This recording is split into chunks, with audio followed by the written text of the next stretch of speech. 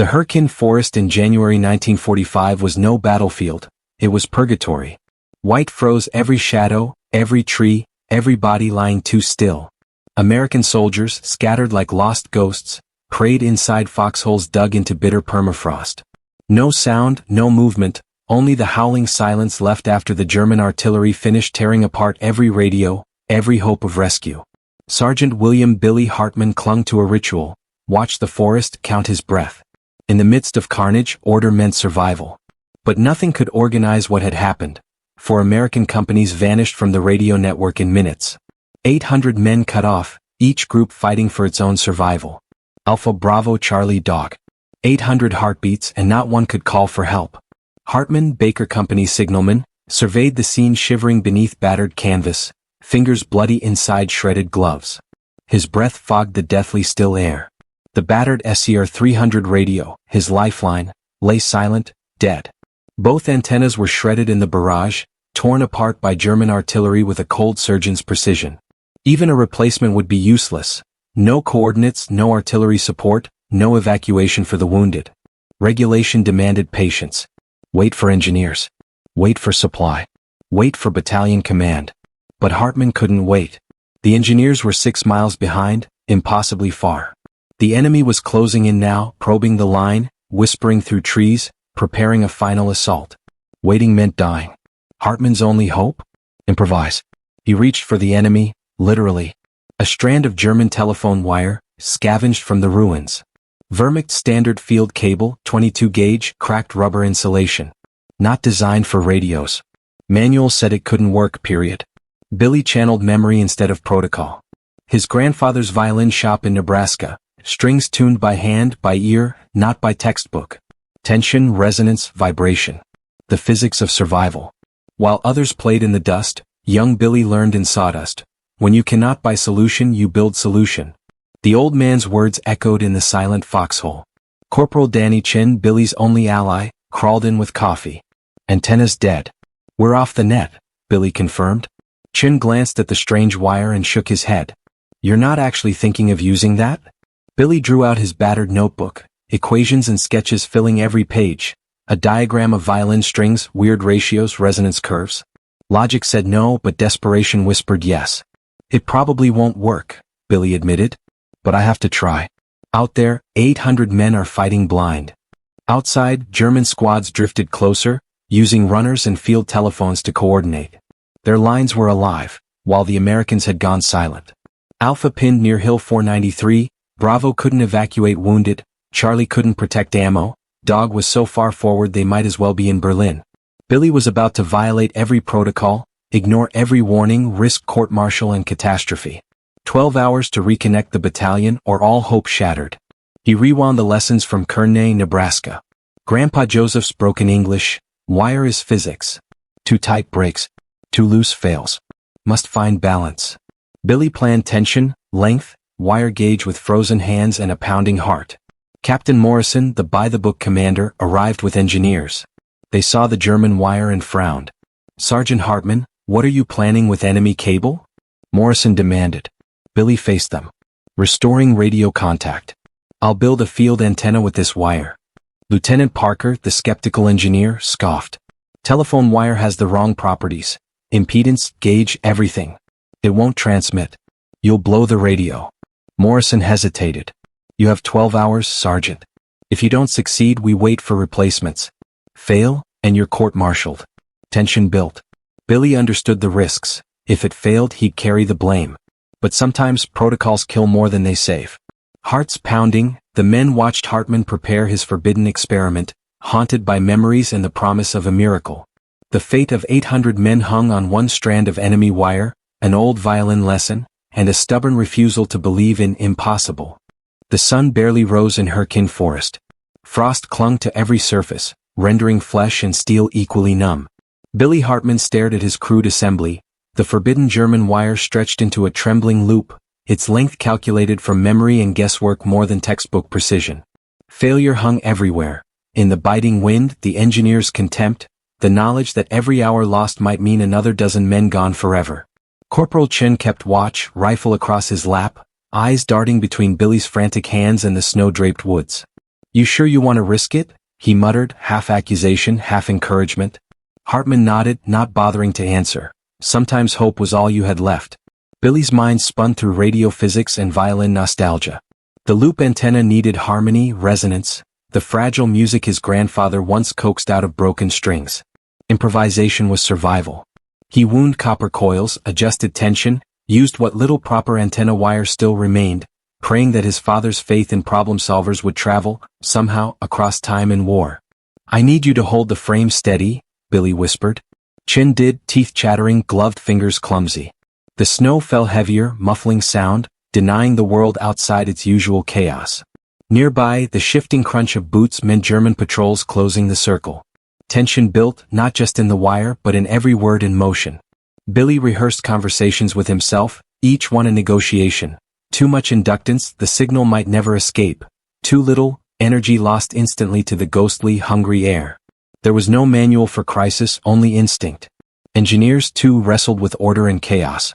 Lieutenant Parker reappeared, glaring as Billy bent the rules further. You'll blow the transmitter, he scolded, and then what? Billy showed his notebook, pages of calculations, sketches from his youth, his grandfather's lessons. Parker's skepticism didn't budge, but something flickered behind his stare. Fear that the impossible might be required after all. Outside, sporadic German machine gun fire punctuated the silence. American units hunkered low in battered positions, old friends and strangers alike praying for luck, for rescue, for contact. In Alpha Company, Private Reynolds scribbled the last of his coordinates, hoping they'd reach someone before the next barrage. Bravo counted bodies, hoping this night at least would be quiet. Charlie, defending the ammo dump, made ready for defense with only half the artillery they could call upon. Dog Company watched the distant tree lean, believing they'd been forgotten. Inside the foxhole, Billy finished winding the last copper coil. Ready? Chin asked. Billy gave a grim smile. No one ever was. He pressed the microphone button. Static, then silence. Refusing despair, Billy adjusted the coil again, finer, tighter. He dialed frequencies, voice barely above whisper. Alpha, this is Baker 64. Radio check. Static again, then a flicker on the signal meter, a heartbeat. Faint, broken syllables. Baker, weak, repeat. It was enough. Enough to risk everything. A surge of hope ran down Billy's spine. He replied, the signal blurring through the storm of interference. Alpha, this is Baker 64. Confirm you read me. A strained voice answered, patchy but real. Alpha, affirmative, barely, signal, viable. Chin clapped Billy on the shoulder, relief flooding into the cramped, freezing space. Billy didn't celebrate, he pushed farther. Switching to Bravo Company's frequency, he sent the message again. Bravo, Baker 64. Radio check. This time, a stronger response. Baker 64, Bravo reads you strength 4. Where the hell have you been? The net began to come alive. Messages passed like breath between drowning men. Warnings of German movement, requests for artillery, pleas for evacuation, plans for defense. Billy's wild antenna, made from enemy wire and violin theory, reconnected the spine of a broken battalion. For half an hour, hope flowed through handmade circuits. Then the wind shifted and distant voices shouted, in German, now closer. Artillery thundered in reply as Charlie Company called for fire. Billy relayed coordinates. Battalion command confirmed. The forest, silent and blind for hours, suddenly came alive with life or death consequences. Every word mattered. Every transmission threaded through that fragile wire, each one a gamble. Would the coil hold? Would the resonance carry? Would ingenuity triumph over doctrine and disaster? Billy, face frozen, watched the meter hold steady. In that moment he realized what grandfather Joseph had always known. Sometimes, in the heart of crisis, disaster calls forth invention. And one act of impossible hope can tie together 100 separated souls, making them one again. The world outside Billy's foxhole became a battlefield chorus. Machines and men pushing against the silence as survival teetered in the balance.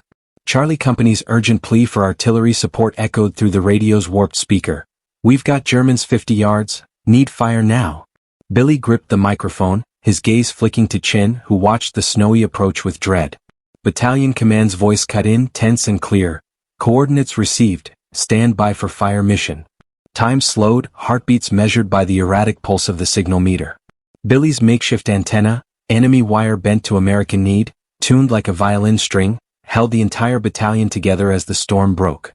The German assault came hard and fast. Shadows in the bone-white forest surged forward, rifles flashing, grenades flung.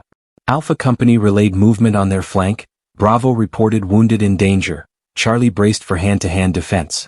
Dog's position, too exposed, was nearly cut off. The Americans could see the enemy coming. A gift bought by Hartman's violation of protocol, risk, faith. Billy worked the frequencies, adrenaline driving every adjustment. The radio's fragile components threatened collapse under unorthodox transmission. The copper coil, twisted for resonance, felt like a lifeline, and a fuse. Alpha, Bravo, Charlie, Dog, hold net. Hold line. Battalion, fire mission incoming. Billy barked, voice crackling, desperate to keep the signal alive. Artillery thundered, shaking the frozen earth. Preset coordinates allowed American guns to rain devastation with deadly timing. German squads, expecting to find isolated prey, met fierce resistance. Machine guns opening up, mortars dropping with clinical precision, squads suddenly coordinating as if some invisible thread had bound them all. That thread was Billy's wire, vibrating beneath ice and fear. Minutes bled away in freezes and flashes. Charlie Company's observer updated fire missions. Billy relayed them without pause. Bravo called for medics, 3 down needing evac. Alpha warned, infantry massing South Ridge. Each message passed through Hartman's circuit, each transmission a prayer, each adjustment risking overload, a catastrophic loss of every voice. As the German attack reached its zenith, Billy felt the limits. The signal wavered, static rising, copper coil trembling under the demands. Chin watched Billy urgently tune the coil, hands chafed and raw, breath icing in the bitter air. Morrison, the battalion commander, checked the radio, disbelief giving way to awe as the impossible antenna performed beyond doctrine, beyond hope. Outside, the American companies fought as one. Artillery struck targets with precision unheard in forest combat, defenders shifted weapons with split-second timing, the wounded were pulled back for evacuation, and every isolated heartbeat in the woods could now hear, could now call, could now fight. The climax crested at 1,500 hours. German rifles barked, but the Americans poured coordinated firepower onto assault squads. Radios relayed reports of movement, positions, and requests for munitions. Dog Company, cut off most of the morning, came back on the net, barely audible but alive. Billy's world contracted to the buzz of the signal meter and the warmth of Chen's hand on his shoulder, grounding him in the moment.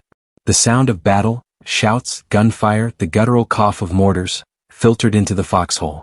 Hartman's improvised feat was no longer silent ingenuity, it had become the fulcrum between life and defeat. In the chaos, Morrison barked orders, relaying across the newly unified network. Engineers monitored equipment nervously, hoping Hartman's gamble would hold. Parker, the doubting lieutenant, hovered. His skepticism replaced now by curiosity, even admiration. Finally, 40 minutes after the first transmission, the attack faltered. German squads broke off, casualties mounting, morale shattered by invisible coordination. American defenders, their unity restored by forbidden wire and desperate hope, had repulsed the assault against impossible odds. The radio circuit, battered but functioning, had turned a rout into a defense, a miracle by any soldier's measure. Billy leaned back, exhaustion coursing through every muscle. The signal meter blinked, steady, true. He had built a weapon from wire and memory, saved men he'd never meet, violated every regulation out of necessity. Heart beating, he wondered if his grandfather, somewhere beyond, would have understood. Chin exhaled a long, shuddering breath. You did it? Against every rule, against every doubt. Billy's eyes never left the wire, now alive under the weight of history. The crisis had passed for now. But the lesson lingered, curling through the cold air. When manuals fail, memory and courage can be the tools that save us. When silence finally settled over Hürtgen Forest, it was the silence of survivors, not defeat. Billy Hartman slumped in his foxhole, exhaustion overtaking adrenaline. His hands, stained from copper and blood, rested atop the receiver. The makeshift antenna, German wire, American hope, and the memory of a violin, still stretched above like a rough halo. The radio net stayed open for 48 more hours, passing 100 messages, 3 coordinated artillery missions and urgent calls for rescue. Through static and storm, Hartman's invention kept words flowing, binding men who might otherwise have died alone in the snow. Battalion command arrived with new equipment and weary relief. The engineers who'd once scoffed at Billy's method now measured, sketched, asked questions about the crude coils and the stretched wire. Lieutenant Parker confiscated Billy's notebook, marked Field Modification, Needs Review. Official channels shrouded Hartman's solution. What didn't fit doctrine was quietly stashed in Army records as experimental. Captain Morrison wrote his after-action report with professional detachment. Field expedient antenna enabled re-establishment of communications under extreme conditions. He recommended Billy for commendation, a rare act of recognition. But division headquarters denied the request. To acknowledge Hartman's success would require admitting that established systems had failed and that a sergeant had outsmarted the manual. Billy's story did not end in glory. No medal would mention forbidden wire, or the frostbitten hours spent breaking every rule to save the battalion. Instead, word spread quietly. Signal Corps radio men, hearing fragments of the legend, began tinkering with salvaged wire, desperate for connection when no supplies could reach them. No book called it the Hartman method, but sometimes, when radios went dead and hope with them, men remembered that one story, that one solution never printed in a manual. The war ground on for months. Victory came not with parades, but with bitter quiet over too many battlefields. In September 1945, Billy returned home, a bronze star on his chest for unrelated bravery, not for the wire, not for Hürtgen Forest. He walked through Kearney, Nebraska, his steps measured and slow, memory heavy. His father's hardware store struggled, shelves bare after years of war rationing. His mother's piano waited, quietly out of tune. The violin workshop, now silent, held the ghosts of a life before war, before wire, before rule-breaking became survival. Joseph Hartman's tools were still hanging on the walls, untouched since his death. Billy stood in the quiet, running his fingers along a block of maple, remembering the words, "When you cannot buy solution, you build solution." He did not reopen the shop. Instead, Billy took work at the telephone company, hiding in technical routine, fixing connections where nobody asked about combat, radios, or forbidden wires. His coworkers knew about the war, everyone did. But they never asked and he never told. What needed fixing was fixed quietly. Years later, a military historian sought Hartman for an interview. Classified reports had mentioned improvisation in Hürtgen Forest, a story almost lost among thousands of forgotten innovations. Billy refused the interview. "It wasn't mine," he insisted. "It was my grandfather's and he's gone." When the historian's book was published, Billy's contribution was reduced to a single line: "Necessity proved the most effective engineering teacher." In 1998, Billy Hartman died in his hometown, aged 76. His obituary mentioned the Bronze Star, his career with the phone company, volunteer teaching in electronics. Never the antenna, never the day he saved 800 men with wire and a memory of music. Yet in a filing cabinet, deep in the Army Signal Corps Museum in Georgia, Billy's legacy remains. A water-stained notebook, a length of German wire, a photograph of a coil loop antenna lashed to wooden slats. No name. No explanation. Just proof that the impossible sometimes yields when someone refuses to accept the rules. That is the story of Billy Hartman, the sergeant who bent the world with his hands, who found hope in forbidden wire and courage in memories of music. History rarely remembers its hidden heroes. Their victories are stashed in silent archives, waiting for discovery. But for the men in Hürtgen Forest, unity returned by a trembling wire and a memory, Billy's gamble was the difference between death and survival. Sometimes, as the snow settles and silence falls, the greatest victories belong to those who refuse to quit.